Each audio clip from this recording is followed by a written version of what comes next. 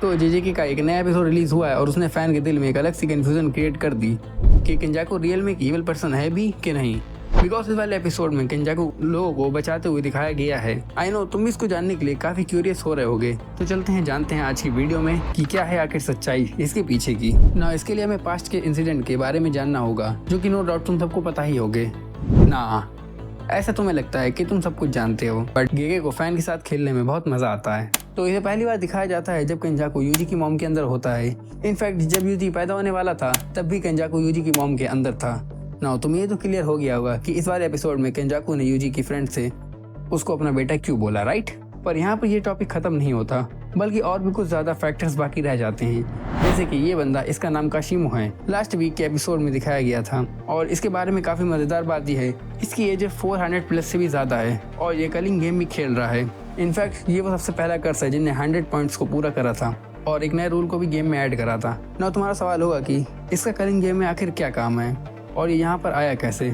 तो सुनो, तो ये काशिमो जो है ये सुकुना के टाइम का एक कर्स है। आई मीन तब ये इंसान होता है और 400 साल पहले जब ये बूढ़ा हो चुका था तब इसकी लाइफ में बस एक ही रिग्रेट होता है कि इसे अपनी पूरी लाइफ में फाइट करने के लिए कोई भी सॉर्सरर और कर्स इसके लेवल का नहीं मिला। आसान शब्दों में इसे बस बैटल करने में मज़ा आता था। उस टाइम जब ये बूढ़ा हो चुका था तब इसे सुकुना के बारे में पता चलता है। तब केंजाकू वहाँ पर आकर इसके सामने एक ऑफर रखता है कि वो इसे हिस्ट्री के सबसे पावरफुल कर्स सुकुना से लड़वाएगा, बट इससे बदले में कलिंग गेम को ज्वाइन करना होगा। तब ये लड़ने की कंडीशन में नहीं होता है, इसलिए ये इस ऑफर को एक्सेप्ट कर लेता है एंड देन केंजाकू इसकी सोल को प्रिजर्व कर देता है ताकि फ्यूचर में वो जब भी कलिंग गेम को स्टार्ट करेगा तब वो इसको बाहर निकालेगा। ना ये जो मैं बात कर रहा था ये थी 400 साल पहले की बात, रीइंकार्नेशन के बाद। अब बस इसकी लाइफ का मोटिव है बस ये किसी भी तरीके से वन वीर सुकुना से एक फेयर बैटर कर ले।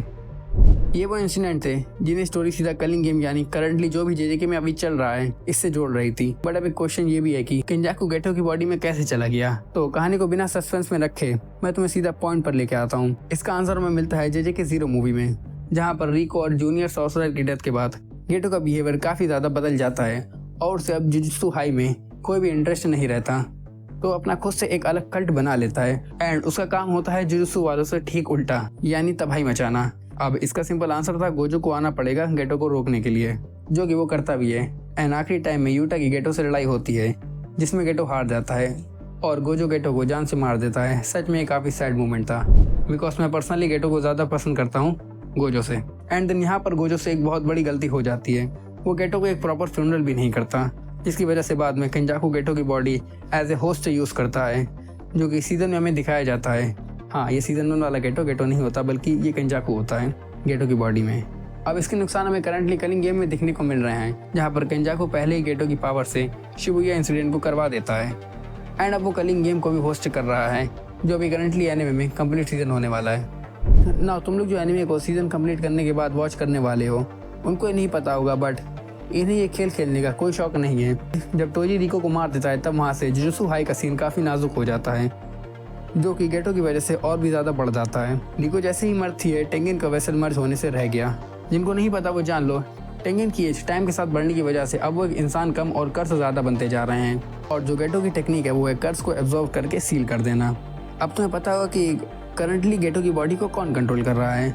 सिंपल वर्ड में टेंगन को डर है अगर ये लोग केंजाकू की बात नहीं मानेंगे तो वो उन्हें एब्जॉर्व कर लेगा। पर यहाँ पर मजे की बात यह है, इस बात की कोई गारंटी नहीं है कि अगर ये लोग कलिंग गेम खेलेंगे तो केंजाकू इन्हें कुछ नहीं कहेगा। नो यहाँ पर एक और कंफ्यूजन ये है कि अगर ऐसा सच में है तो ये लोग क्यों अपने टाइम को बर्बाद कर रहे हैं ऐसे फालतू गेम में। इसकी जगह इन्हें बैटल करनी चाहिए केंजाकू से, राइट।